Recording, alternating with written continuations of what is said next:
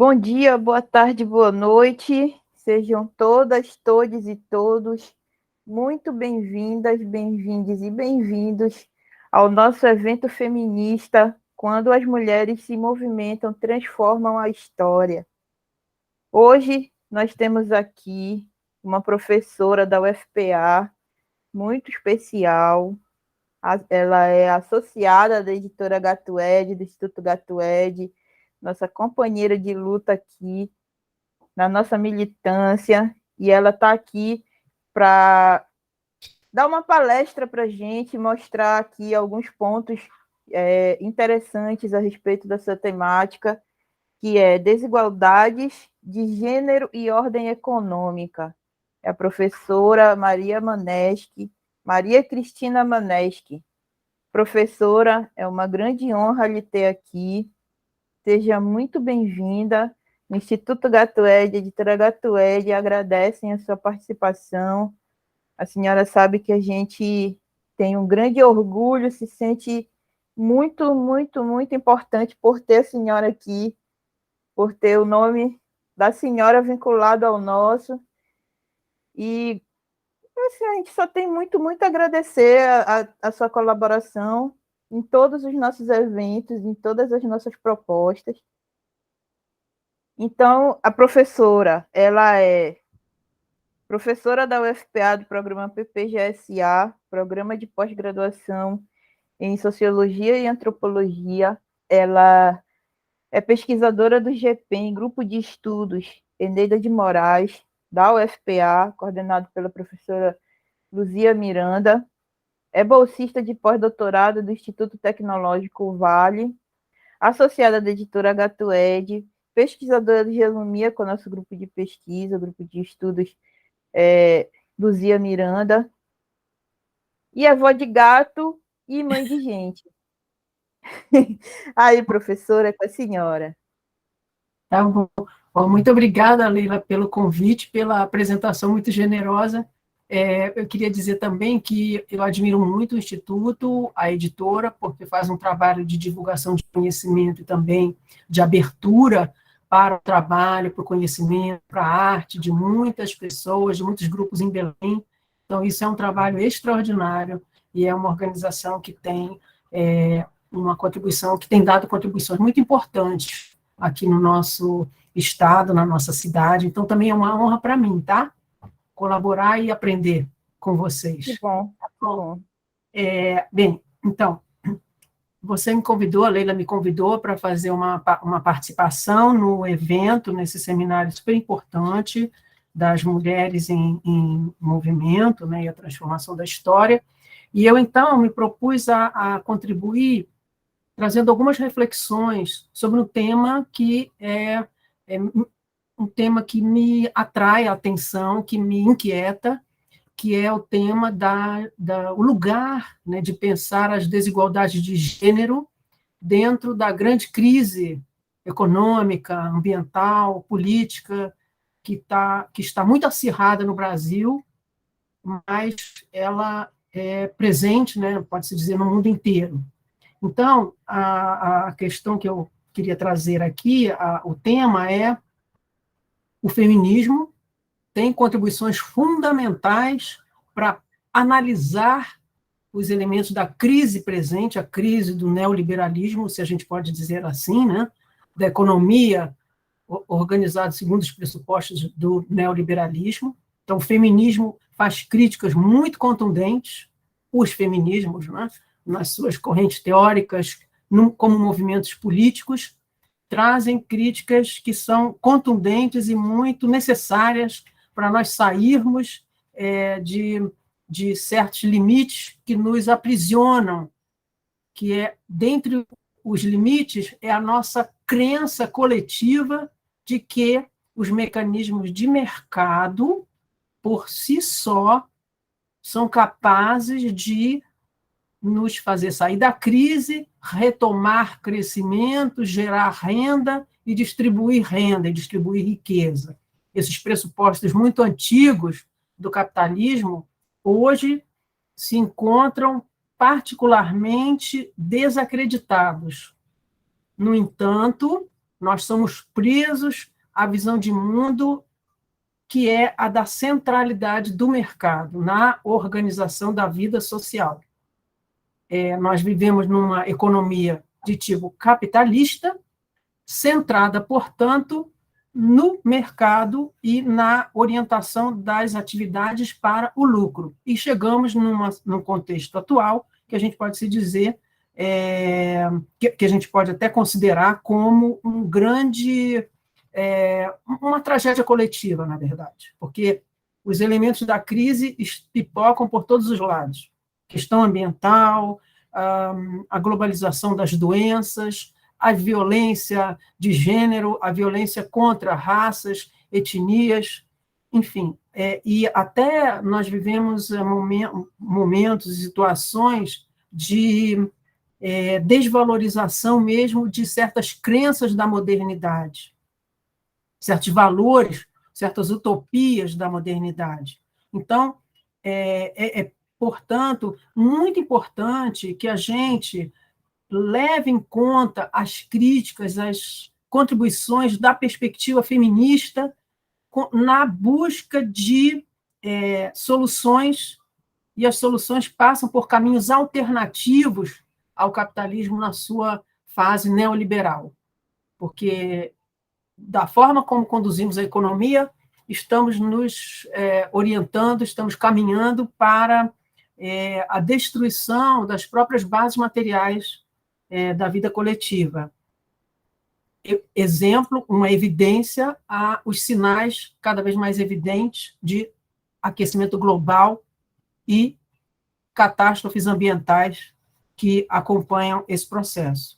Então, é um momento crucial e, portanto, a perspectiva feminista traz inputs importantes para sair dessa perspectiva de ficar esperando a economia reagir, ficar esperando os empregos serem criados através de políticas monetárias, políticas fiscais, e, na verdade, estamos apenas tocando as coisas enfim, sem saber muito para onde ir. Um exemplo claro é nós acompanharmos, por exemplo, o noticiário. Qualquer noticiário hoje fala no Brasil, né, particularmente, fala em inflação crescente, déficit fiscal. Então, vamos aumentar os juros. Mas as políticas, as decisões são tomadas e o problema se repete mais adiante, e se repete mais adiante. Então, nós estamos como que em beco sem saída. Há 10 anos atrás, as soluções eram propostas, e não se sai dessa situação, quer dizer, como a coisa muito cíclica, e nós entregamos, digamos assim, o destino das nossas sociedades a decisões de mercado sobre as quais, voluntariamente, abrimos mão do controle. Né? Então, mais um exemplo. Um dos pressupostos do chamado neoliberalismo é a necessidade de redução das despesas públicas, enxugamento do Estado. O neoliberalismo já está em questão em muitos países, inclusive aqui, mas a gente continua, no Brasil, parece que meio atrasados, a seguir o receituário dessa perspectiva neoliberal, quer dizer, preciso tornar o mercado mais ágil. Então, vamos reduzir gastos públicos em políticas sociais. E isso é uma questão que em nada contribui. Ao contrário, amplia e adia resoluções do problema. Então, é muito inquietante nós vemos como parece que, coletivamente, abrimos mão da formulação de políticas, abrimos mão de, por exemplo, hoje quase nem se fala em planejamento do desenvolvimento, por exemplo, e isso significa abrir mão de qualquer tentativa de controlar, de conduzir, de desenvolver planos para as próximas décadas, para as próximas gerações, enfim. Então, quer dizer, que situação coletiva é essa? quando nós estamos na sociedade de comunicação em rede, nós estamos aqui num seminário, né, possibilitado através do mundo digital, né, um desenvolvimento tecnológico impressionante, um compartilhamento de conhecimentos coletivos numa escala nunca vista, e, ao mesmo tempo, nos encontramos perdidos. Saindo um pouquinho do Brasil, vamos pensar o que está acontecendo na guerra da Ucrânia. A Rússia agora coloca o problema da limitação da venda de gás através de um gasoduto que vai da Rússia para a Alemanha e da Alemanha redistribuído para a Europa. Então, todo mundo dependente do gás, e aí como é que fica? Então, as coisas são muito incertas e muito inseguras. Não há, nesse processo, nós, cientistas sociais, podemos nos questionar sobre como é que fica um conceito que é importante para a nossa ciência, que vem de uma tradição positivista, mas é puramente sociológico, que são as questões de solidariedade coletiva. Nós abrimos mão dessa perspectiva, né, de pensarmos as nossas sociedades como existentes, porque existem solidariedades coletivas, né, e essas solidariedades coletivas podem se expressar em estados condutores de políticas, né, de gestão das economias, de gestão das sociedades. Nós abrimos mão disso para ficar muito à mercê de mecanismos que não são controláveis.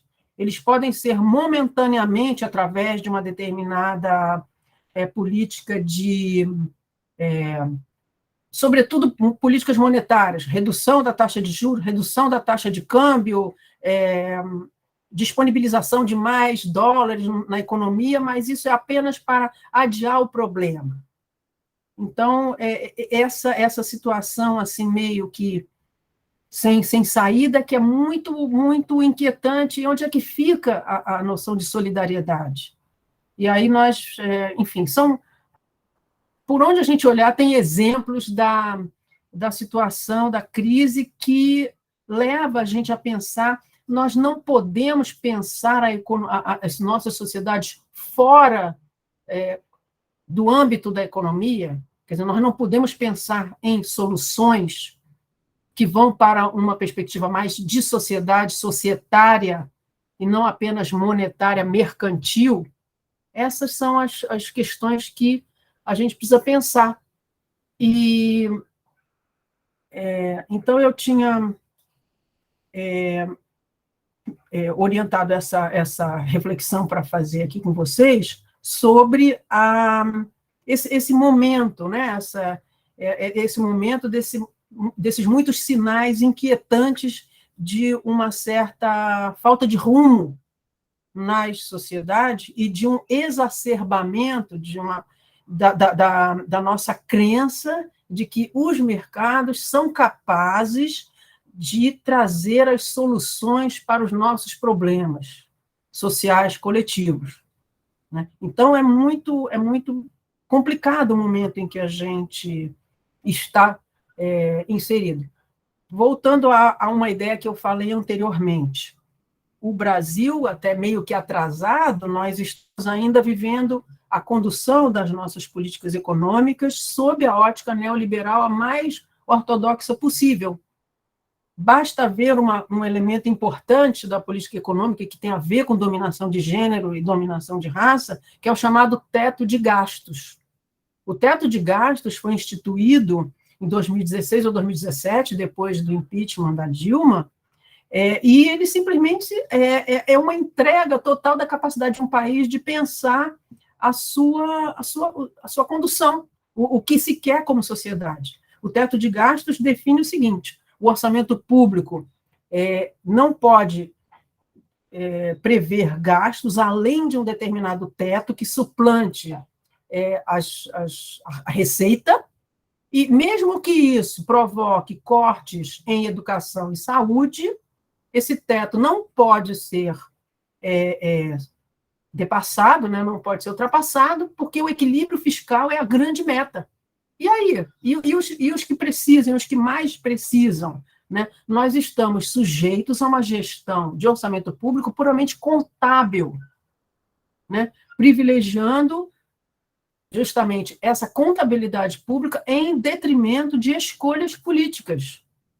Então, por exemplo, é muito interessante a gente ouvir alguns economistas de governo falarem, por exemplo, que a gestão pública do orçamento é como uma dona de casa. Toda dona de casa sabe até onde ela pode gastar por causa de equilibrar despesas e as receitas. Acontece que a dona de casa não deixa os seus morrerem de fome, nem morrerem de doença. Então, o Estado não pode se pensar nessa maneira. Isso é uma ideologia tão rasa que nos orienta. E hoje, nos debates eleitorais, uma das questões que se coloca dos candidatos aos candidatos você vai ou não vai manter o teto de gastos? Com tantas críticas profundas de que o teto de gastos é um absurdo, porque significa abrir mão completamente de investimentos coletivamente pensados, de escolhas públicas, de bens públicos. Educação é um bem público, saúde é um bem público, todos se beneficiam, né? Então, essa situação é que leva, mais uma vez, que é o ponto que eu estou levantando aqui, é preciso estar atento à crítica feminista, a essa orientação da nossa economia, baseada, sobretudo, nos dados de mercado e toda a sociedade indo a reboque. Né? Então, vacina, no caso da pandemia, vacina depende, muitas vezes, da lucratividade das empresas, enfim, toda uma questão que nós não conseguimos pensar, por exemplo, o problema da pandemia como um problema coletivo, estarmos todos no mesmo barco, e aí nós agimos na pandemia com o salve-se quem puder. Quer dizer, os trabalhadores, as trabalhadoras que não puderam e não podem se isolar, por exemplo, fazer o home office, que se virem. Então, sob pressão social imensa, os estados são obrigados a assumir os dispêndios em saúde pública, porque, na verdade, é assim que somos, dependemos todos uns dos outros. Mas nós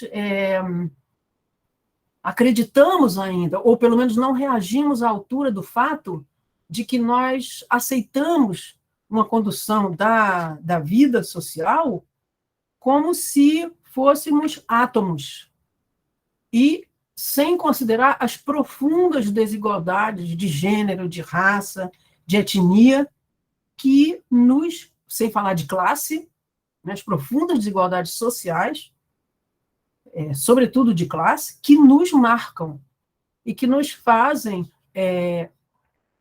que deturpa a nossa própria visão de que fazemos todos parte de uma coletividade. Enfim. Então, a partir daí, nós temos, então, a necessidade de um olhar mais inspirado pelas perspectivas feministas. Então, se a gente se lembrar, né, uma preocupação muito grande desde o início do capitalismo, né, o capitalismo que trouxe essa inversão, né, com a Revolução Industrial. A Revolução Industrial é um marco na colocação do mercado no centro da vida social.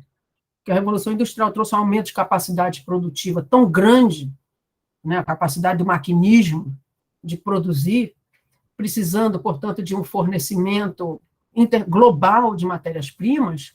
Isso tudo fez com que fosse necessário colocar por terra regulações tradicionais, leis tradicionais, liberar os mercados para funcionar, né, para gerar homens e mulheres liberados das várias coerções para vender a sua força de trabalho e produzir as mercadorias necessárias para que esse sistema pudesse funcionar.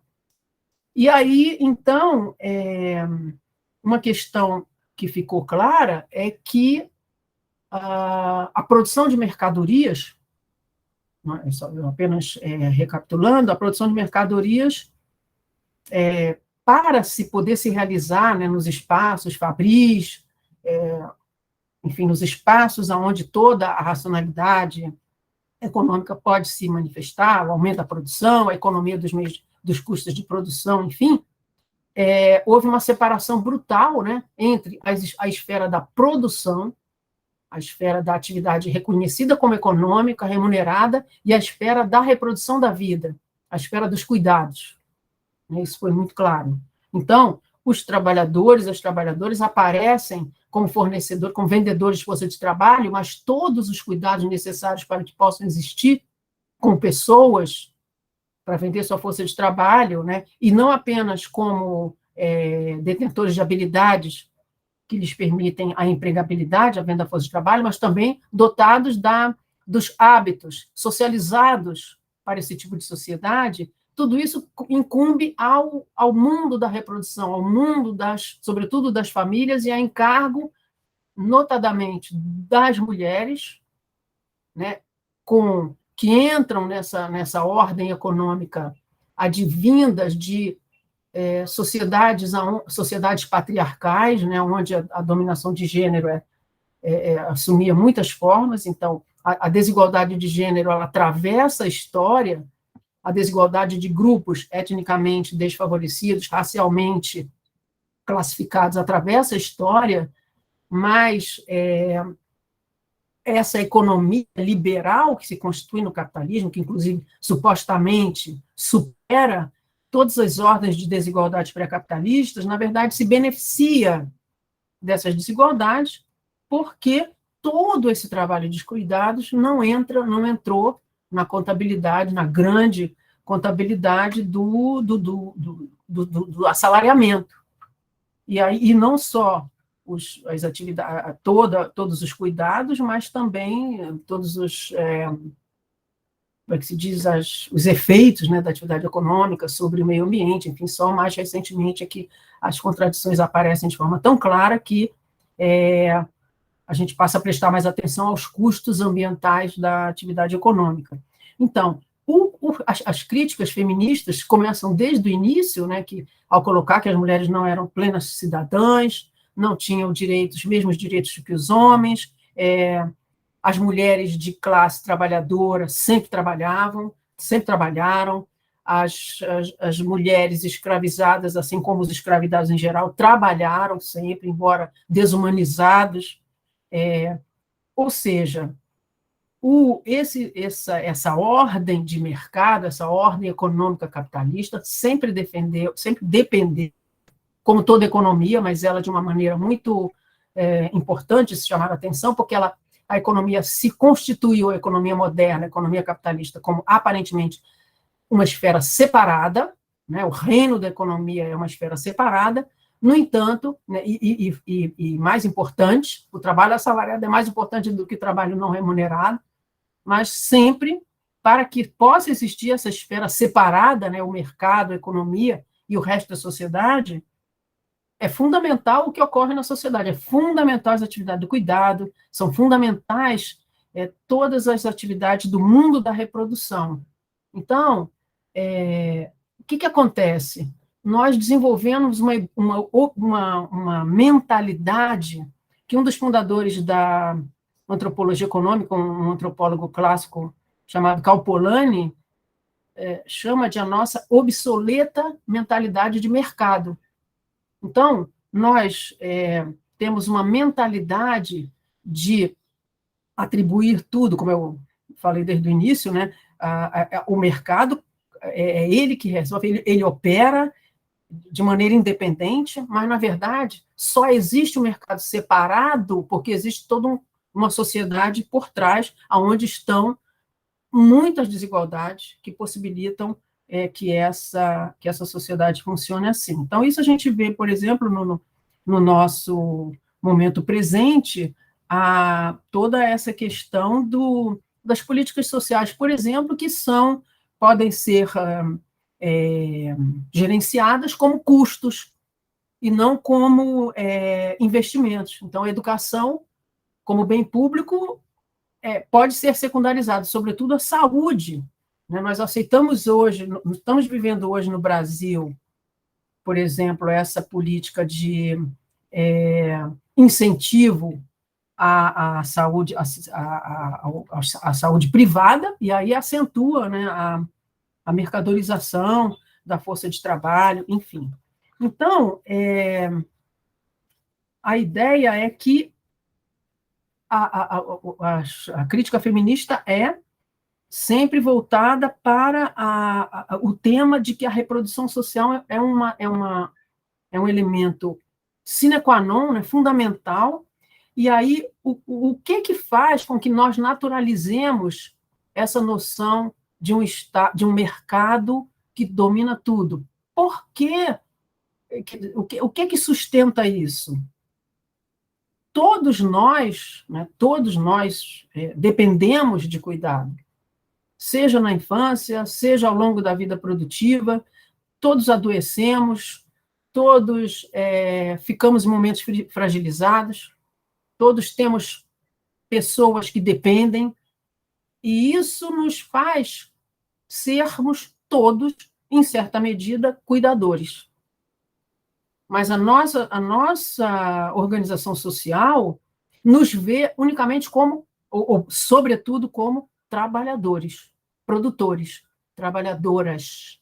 E o fato de todos precisarmos cuidar é sempre secundarizado. Então, a perspectiva feminista, ela questiona, assim como, de certa maneira, uma das feministas importantes, né, que eu gosto muito de trabalhar com ela, que é a filósofa Nancy Fraser, chama atenção para a necessidade de que a gente faça uma leitura, reaproveite a leitura do Cal Polanyi, que o Cal Polanyi fez sobre a grande transformação, né, que tornou o mercado, a partir da Revolução Industrial, o centro da vida social.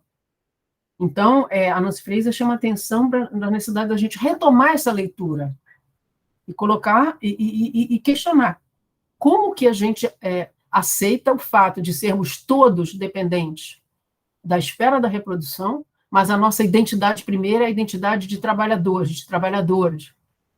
E aí, por que não sermos todos, em primeiro lugar, cuidadores, cuidadoras que trabalham, que produzem coletivamente a riqueza social? Então, essa necessidade de repensar essa relação mercado-sociedade, economia-sociedade, os feminismos têm muito a contribuir nessa questão. Então, eu vou passar uns slides, então, rapidinho, dá tempo? Então, eu vou passar aqui uns slides para ilustrar alguns elementos do que eu estou trazendo aqui. Tá. Leila, dá para ver?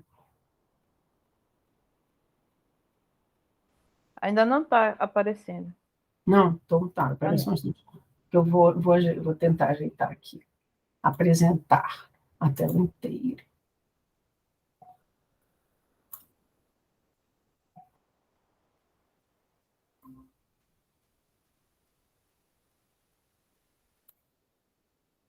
Dá para ver agora? Dá, tem só que arrumar, tá como naquela hora. Tá bom.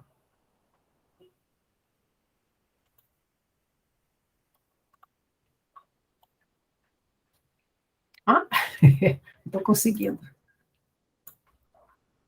Agora. Então, como eu estava colocando aqui, tem alguns sinais inquietantes do tempo presente. E eu queria só relembrar algumas coisas que todos nós estamos vivendo. Por exemplo, hoje a gente vai se nós formos numa loja de departamento, por exemplo, aqui no Brasil, a Renner, ou a C&A, ou a Riachuelo, ou comprar um carro, ou comprar, enfim, como consumidores, né? Nós somos trabalhadores e consumidores. Então, no consumo, uma mudança muito importante, talvez os mais jovens não tenham vivido isso.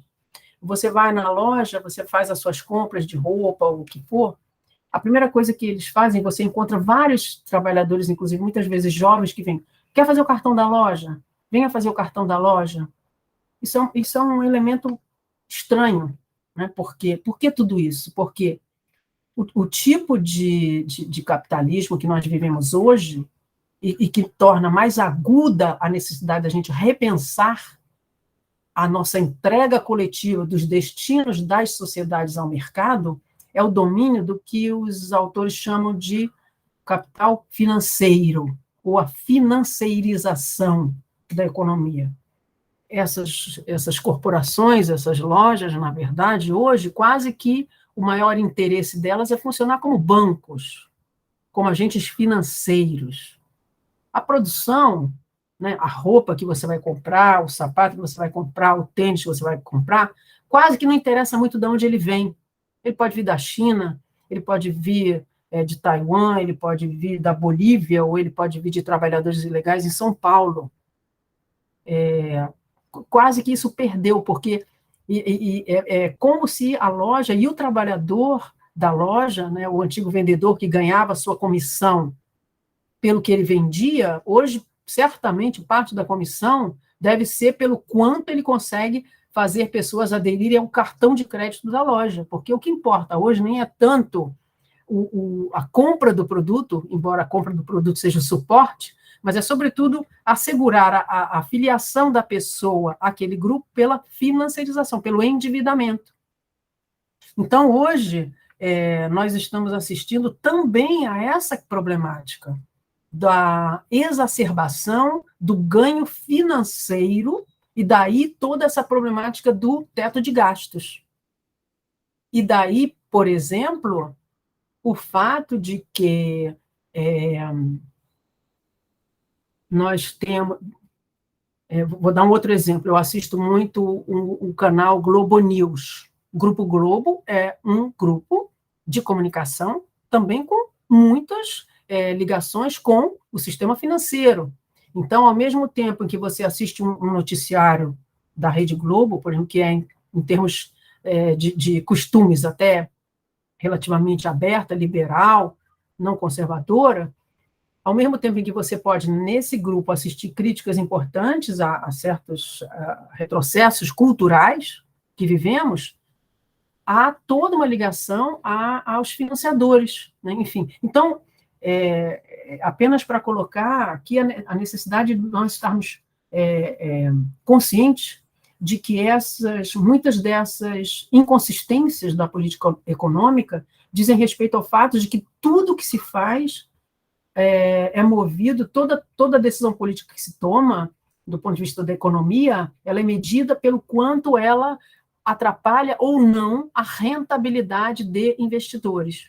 A gestão da Petrobras, por exemplo, é muito clara dessa financeirização da economia.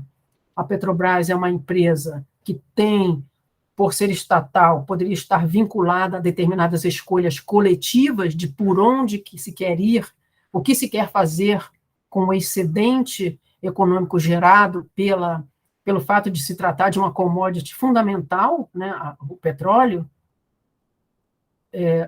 As decisões políticas em relação à Petrobras tem quase que uma contradição com o fato de que é uma das empresas de maior lucratividade aos acionistas, que mais paga dividendos aos acionistas. E nossa cegueira coletiva é tão grande que, no caso do Brasil, né, a Petrobras, que gera dividendos extraordinários para os acionistas, o maior acionista é o governo brasileiro. E não há uma discussão coletiva do que se poderia fazer com esse excedente que chega para as mãos do governo brasileiro na forma dos dividendos correspondentes à sua participação majoritária nas ações da companhia. Enfim, então hoje nós vivemos sob a égide da financeirização. Então, qualquer decisão precisa estar consistente com a necessidade de rentabilidade dos ativos financeiros. Tudo isso também se relaciona, por exemplo, com a questão da dívida pública. Não pode ter endividamento.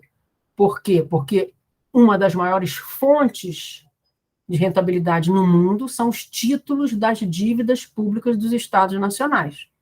Então, se um determinado estado nacional, Brasil, por exemplo, gasta demais, do ponto de vista financeiro, há o temor de que aquele estado, né, de que o Brasil não possa remunerar os juros vinculados aos títulos da dívida pública. Então, são os interesses financeiros, na verdade, que, em última instância, nos dominam.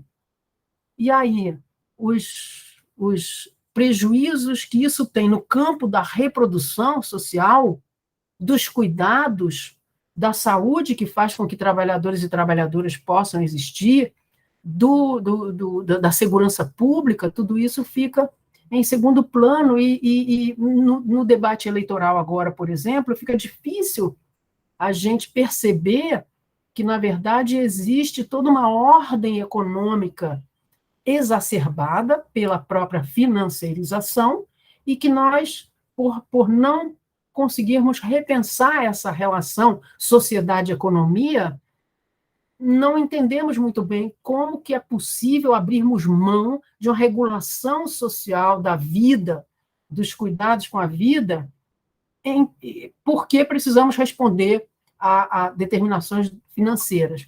Então, essas são questões importantes que fazem com que o olhar feminista sobre o que acontece no âmbito da reprodução social, dos cuidados, seja essencial. Então, tem aqui uns dados apenas para a gente pensar sobre as nossas contradições. Por exemplo, aqui tem os dados de 2013 só sobre riqueza social em paraísos fiscais, riqueza puramente financeira. 28% a 40% do PIB mundial, quase metade, portanto, do que se produz do suor e lágrima dos trabalhadores do mundo está acumulado nas mãos de poucos em paraísos fiscais. Né? E aí isso faz com que os governos estejam, muitas vezes, dos países menos, com economias mais dependentes de commodities, né, de exportação de poucos produtos, como nós estamos voltando a ser no Brasil, perde a capacidade fiscal, inclusive de financiamento de políticas públicas. E esse autor, Ladislau Dolbor, nesse livro A Era do Capital Produtivo, apresenta, por exemplo, um outro dado da nossa loucura coletiva de entregar tudo na mão, toda a condução da vida social na mão do mercado. Ele dá um exemplo que, na Conferência de Paris, em 2016, para resolver o problema do aquecimento global, que agora, inclusive, com os incêndios que a gente vê no Brasil e no mundo, se decidiu em 2016 que os estados nacionais deveriam separar, contribuir com um total de 100 bilhões de dólares ao ano para reparar danos ambientais. E aí o Ladislau Dolbor chama atenção que isso era 200 vezes menos do que estava, então, depositado em paraísos fiscais. Ou seja, é uma reviravolta total na nossa forma de conduzir a vida social, porque o princípio da defesa dos direitos da propriedade privada fazem com que nós aceitemos que uma boa parte, quase a metade da riqueza mundial, esteja em formas tão improdutivas como é o caso dos paraísos fiscais. Então, aqui, por exemplo, nós temos aqui, eu separei aqui um dizer do padre Júlio Lancelotti, que tem trabalhado sempre essa questão, né, de como estão aumentando os moradores de rua no Brasil, né, em função dessa problemática econômica que a gente vive. Ele diz o seguinte: quebra do teto de gastos ou da austeridade fiscal, quando se trata disso, os mercados financeiros ficam em polvorosa. Não, o candidato a presidente não pode deixar de assumir o compromisso com o equilíbrio fiscal. Mas, como ele diz aqui agora, pessoas procurando comida em um caminhão do lixo, não há impactos sobre os mercados. Ou seja, e aqui nós temos, então, o mundo da reprodução social. Uma parcela de trabalhadores, de trabalhadoras, né, de classes sociais desfavorecidas, de raças desfavorecidas, não consegue o mínimo para a sobrevivência, a subsistência. Então, tem um desequilíbrio extraordinário. E aí, enfim, outra questão que também mostra a nossa loucura coletiva. Sem políticas públicas efetivas, imigrantes sobrevivem da solidariedade. Toda essa problemática da imigração, temos aí a questão dos extremismos. Eu coloquei isso aqui em relação à França, que teve 2 candidatos à presidência de extrema-direita, sendo que um mais extremo ainda, que era esse Zemmour, mas também teve a Marine Le Pen, que foi ao segundo turno com o Emmanuel Macron e perdeu, né, mas ameaçou, e nós vivemos no Brasil a extrema-direita sobrevivendo, tentando sobreviver. Qual o problema, dentre os vários problemas, é que existem muitos estudos sobre o recuo das democracias, como morrem as democracias, o que faz com que esses extremismos assomem neste momento de crise é, na leitura inspirada no Cal Polanyi, estamos vivendo formas de reação a essa dominação, a essa submissão da vida social ao mecanismo cego dos mercados. Então, nós temos, como desde o início do capitalismo, reações da sociedade. E, muitas vezes, a reação a esse predomínio do mercado vem na busca por proteções a essa mercadorização exacerbada, linguagem do Cal Polanyi. Dentre as reações, nós vivemos, muitas vezes, a busca por proteções. Certas categorias da sociedade têm que ser protegidas do mercado desenfreado que tudo destrói. E, muitas vezes, essas reações vêm da forma mais conservadora possível. Então, se elege grupos sociais, grupos étnicos, que podem ser protegidos, e outros atribui-se a eles a culpa dos problemas. Então, o problema é o imigrante, é o favelado, são esses que são os problemáticos. Então, precisa-se de leis restritivas, de coerção de grupos a quem se atribui os problemas do desemprego, os problemas da desordem urbana, enfim. Então, é um mundo muito complexo, porque nós estamos nessa época de extremo desenvolvimento tecnológico, sociedade em rede, comunicação, mas, ao mesmo tempo, clamores por proteção. E esses clamores podem se dar na forma de conservadorismos e extremismos como a extrema-direita.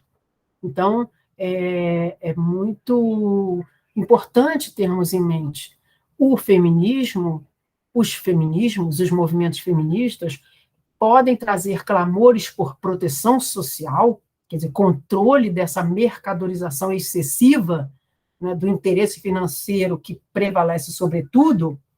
É preciso proteção, né, da sociedade, porque a sociedade não pode sucumbir a uma condição em que tudo é mercadorizado, mas chamando atenção para proteções não opressoras.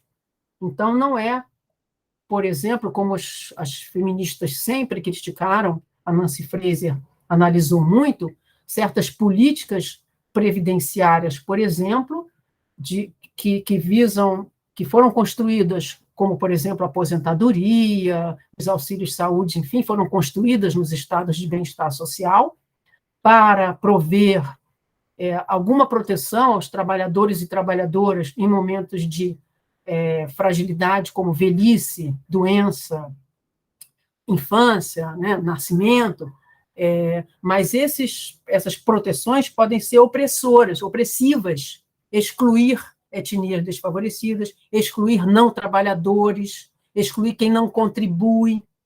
Então, as perspectivas feministas é preciso pensar em sistemas de regulação do mercado que sejam emancipadores, né, que possibilitem a participação de todas, de todos e de todes no benefício dos frutos. Então, isso significa controles sobre o mercado.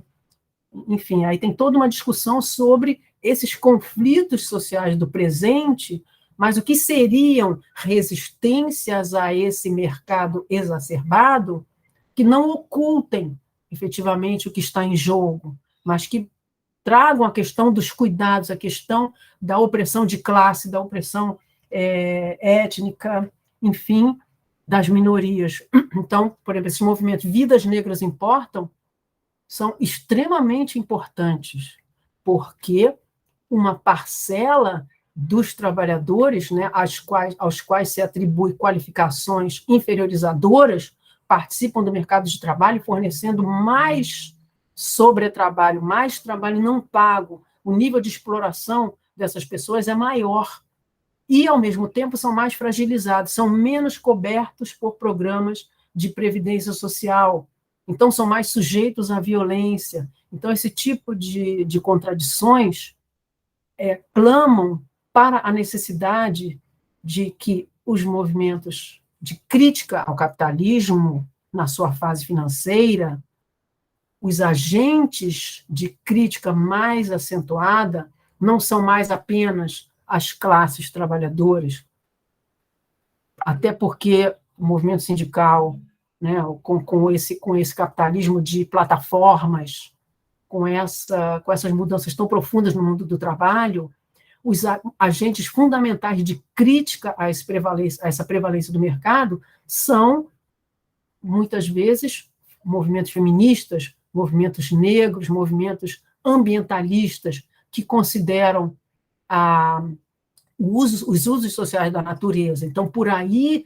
vem muitas críticas à necessidade de repensar essa hierarquia, mercado conduzindo a sociedade, é a sociedade que tem que conduzir o mercado, dentro de uma perspectiva não de, muitas vezes, de proteção de categorias privilegiadas, mas, ao contrário, de emancipação do conjunto. Então, essas são contribuições importantes para que a gente possa sair desse quadro, como, por exemplo, essa situação que aconteceu em 2021, em dezembro, quando um policial prendeu um jovem envolvido, provavelmente, em uma situação de violência, e o policial simplesmente ligou a moto e o jovem teve que sair correndo. O que quer que ele tenha feito de contravenção penal, houve uma suspensão da lei para uma punição violenta. Então, nós estamos numa situação, por essa exacerbação desse capitalismo financeiro, que nos leva a coletivamente aceitar certas dominações, certas situações absurdas, né? Então, e aí vem essa questão, então, é preciso retomar essa crítica ao capitalismo, levando em consideração as categorias excluídas ou que entram, que participam desse mercado, mas sofrendo desigualdades, injunções, discriminações, muitas vezes pré-capitalistas, e que essas questões precisam ser consideradas. Então, eu trouxe aqui esse exemplo, só para lembrar que a Nancy Fraser, que é essa filósofa, chama atenção que uma fonte de inspiração intelectual nossa para pensar as crises do presente é o Cal Polanyi, no seu livro de 1944, A Grande Transformação, quando ele refletia sobre, depois da grande crise dos anos 30, né, da quase falência do capitalismo e, portanto, a emergência dos estados de bem-estar social, emergiu também o fascismo, o nazismo, o socialismo, e aí ele refletia para onde nós vamos, porque a grande transformação que teve foi justamente essa inversão, ao invés da sociedade conduzir o mercado, como sempre foi ao longo da história, né, nós constituímos uma economia em que tudo gira em torno da produção, circulação, né, distribuição e remuneração e ampliação do capital investido, enfim, a economia que puxa a sociedade, né? Então, uma ideia que eu chamei a atenção antes, o movimento, a crítica feminista, os movimentos feministas sempre chamaram a atenção, este processo é artificial. O mercado não funciona sem a sociedade. A economia depende de todo o mundo dos cuidados. Não é? Então, achei interessante também trazer esse quadro, está na internet, esse quadrinho aqui, esse desenho, não sei a origem, né? Tá aqui, eu coloquei a página, que diz que o capitalismo também depende do trabalho doméstico, né? Sempre. E esse trabalho doméstico é não pago, não é trabalho pago. E não necessariamente precisa ser, mas nós aprendemos a vê-lo como menos importante, quando, na verdade, sem ele, nem nos apresentamos na porta da fábrica. Então, a Nancy Fraser, um conceito que eu gosto muito, e eu queria deixar aqui também para a gente refletir, é que a nossa economia ela funciona sobre uma ordem de gênero. Né? A ordem de gênero é um pano de fundo ideológico da economia. A ordem de gênero diz respeito à construção social, né, que se manifesta na nossa cultura, nos nossos valores, que é a construção das funções de provedor e de cuidador como papéis separados, respectivamente masculinos e femininos. Então, essa é uma condição não econômica da economia fundamental, e atrás dela vem uma série de opressões, de categorias que são também separadas, mas que, na verdade, são parte dessa roda da economia que depende de uma ordem social de gênero, não confessada, não valorizada, mas fundamental. Né?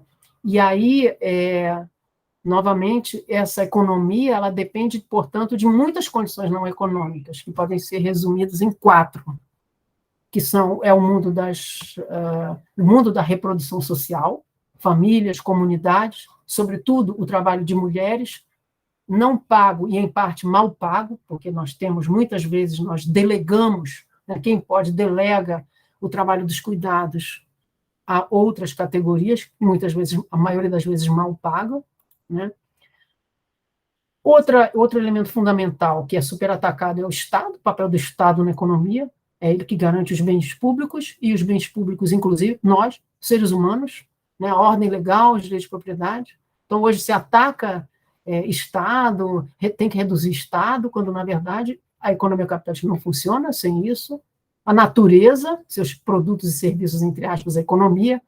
Hoje nós aceitamos essa linguagem de pagamento por emissão de carbono, serviços ambientais, mas é muito mais do que isso.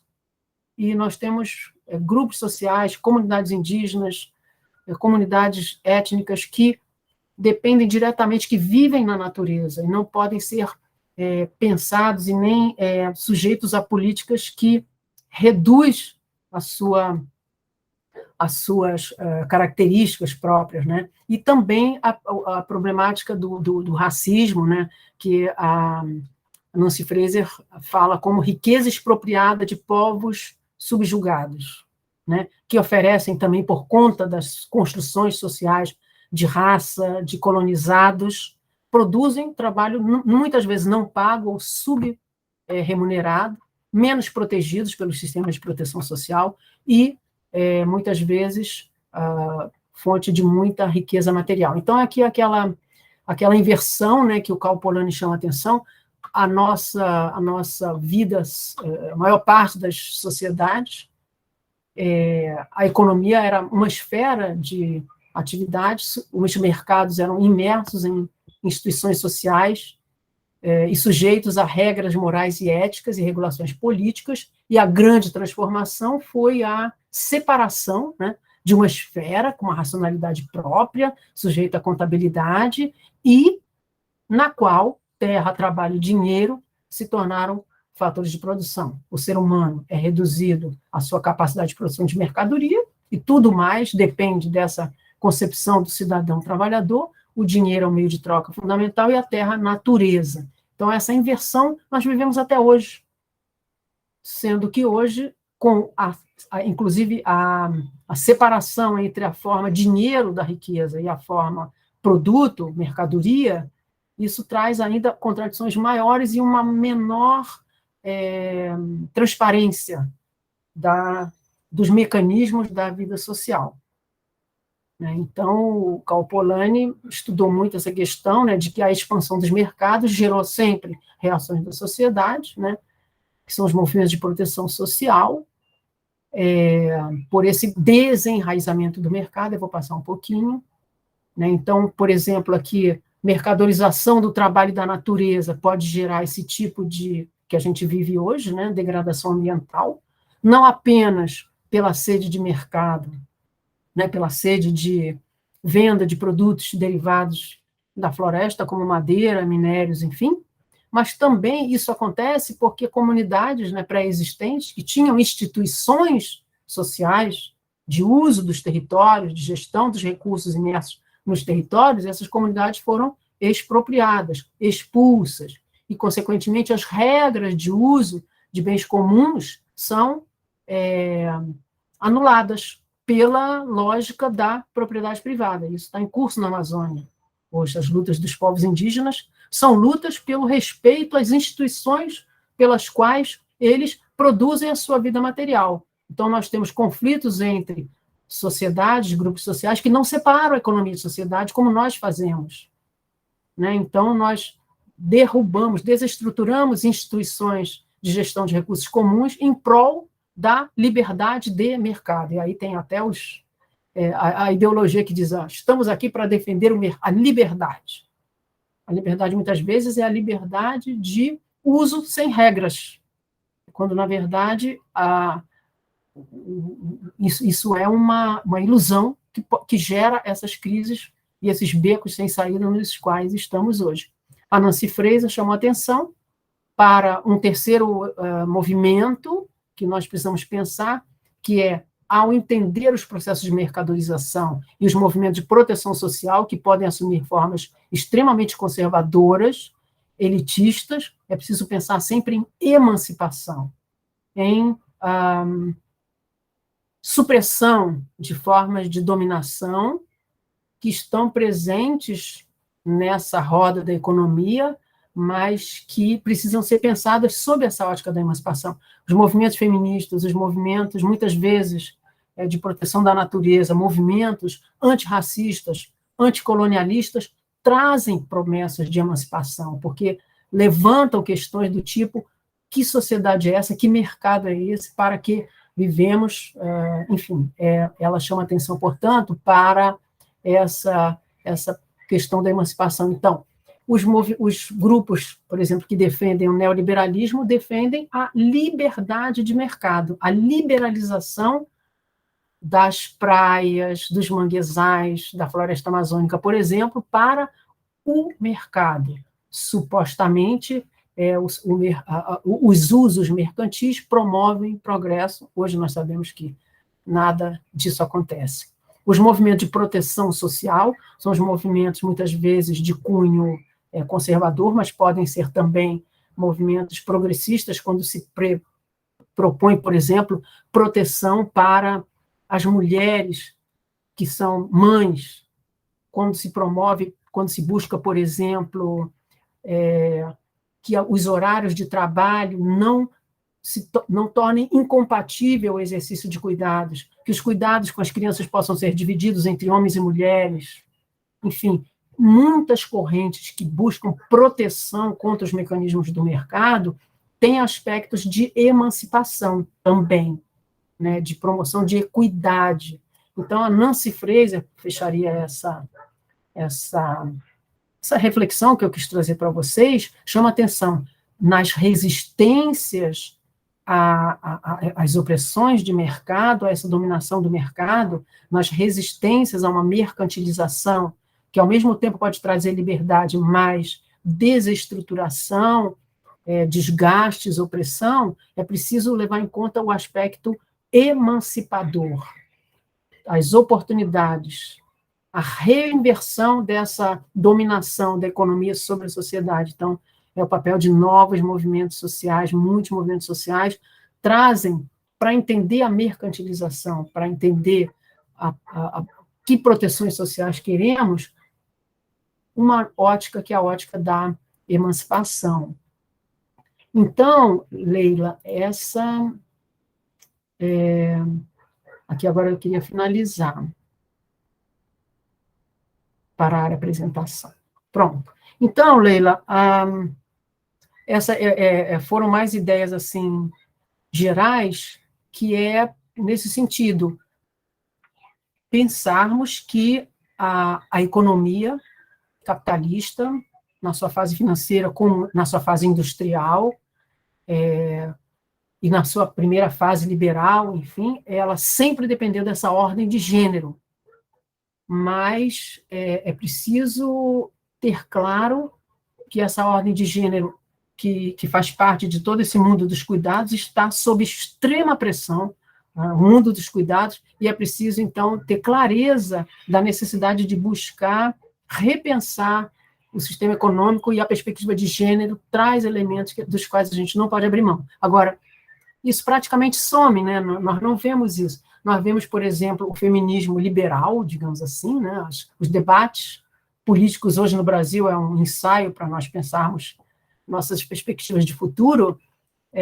A gente vê como a grande mídia, por exemplo, adere com muita alegria a problema do tipo, vamos combater o sexismo, vamos combater o racismo, mas sempre separa, né?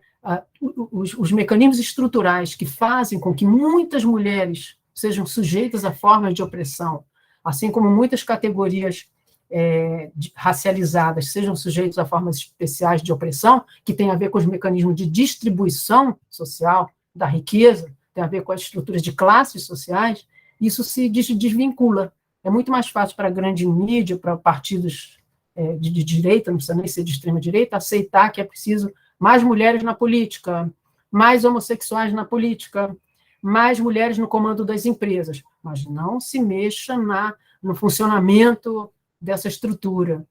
Enfim, então, são esses elementos. Finalizando, eu queria chamar a atenção que uma das teóricas importantes é a Nancy Fraser, que tem vários trabalhos no Brasil, vários grupos de pesquisa com os quais ela colabora no Brasil. Quando ela traz esse conceito de ordem social de gênero, ela nos dá muitos inputs, muitos elementos para a gente pensar essa relação necessária de termos em mente ordem social de gênero e desigualdade na economia. E também, mais uma vez, seguindo a Nancy Fraser, sair do buraco onde nos encontramos hoje, que estamos, como ela diz, quase que num trem desgovernado, meio sem saber para onde ir, implica em repensar criticamente a ênfase no econômico, a ênfase no mercado. Somos todos, não somos só trabalhadores, não somos só produtores, não somos só investidores na bolsa, somos cuidadores e dependemos de cuidados. Agora, falar não é fácil, reverter isso é muito difícil, porque a luta é muito profunda, sobretudo no Brasil hoje, qualquer coisa que se fale em termos de redistribuição de renda, até certo ponto se aceita, enfim. Mas o momento, por outro lado, é muito legal, porque o tema da desigualdade está muito candente, né? E aí temos que aproveitar também o momento para levar essa crítica mais, radicalizar a crítica. E as perspectivas feministas podem dar elementos muito importantes para a gente radicalizar a crítica da nossa economia. Era isso, Leila. Professora, muito obrigada. Foi uma aula maravilhosa. Aprendi muito, assim. E sei que todo mundo vai aprender. Todo mundo vai aprender muito. E trazer sempre à tona esse debate feminista, esse debate econômico, esse debate político, faz com que a gente repense a nossa posição, né, dentro da sociedade. O que a gente está fazendo, como nós, como feministas, podemos agir, podemos estar pensando essa sociedade para mudar, né, para mudar essa estrutura, para sacudir. A gente espera que o nosso evento dê um pouquinho de contribuição para que a gente consiga fazer essa mudança.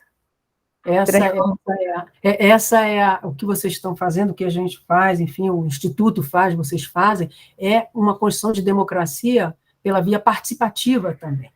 É agindo na sociedade, não é só na representação política, que é fundamental. Nós vamos passar por um momento de representação, que é o voto, né, que está até meio ameaçado, fundamental para a gente no Brasil hoje, mas a democracia participativa, essa construção, né, do debate, em várias esferas, isso é fundamental. Por aí, como você diz na chamada do evento, aí se faz história, né? Se transforma a história também. Né? Sim, somos mulheres transformando a história. É verdade. Uhum. É verdade. Muito obrigada, professora, Tá. pela sua participação. Pessoal, se inscrevam no nosso canal, compartilhem nossos vídeos, comentem, divulguem os nossos trabalhos, divulguem conhecimento. Muito obrigada pela participação de vocês e até a próxima.